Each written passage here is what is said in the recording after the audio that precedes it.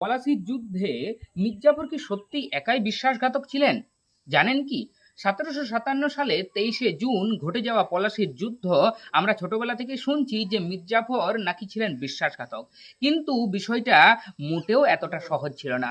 British east India কোম্পানির সঙ্গে গোপনে ষড়যন্ত্র করেছিল মির্জাফর, যে সিরাজউদ্দৌলার পাশে থাকা সমস্ত সৈন্য যুদ্ধের দিন সমস্তটাই নিষ্ক্রিয় হয়ে পড়বে এবং তার ফলস্বরূপ সিরাজউদ্দৌলা পলাশির যুদ্ধে হেরে যায়। পলাশির যুদ্ধে হেরে যাওয়ার ফলেই ভারতের ইতিহাস সম্পূর্ণ কিন্তু বদলে গিয়েছিল।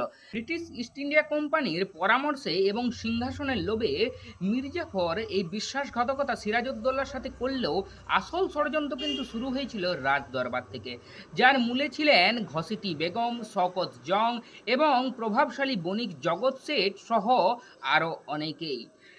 মির্জাফর কি সত্যি একমাত্র বিশ্বাসঘাতক ছিলেন? আপনার মতামত কি কমেন্টে জানান।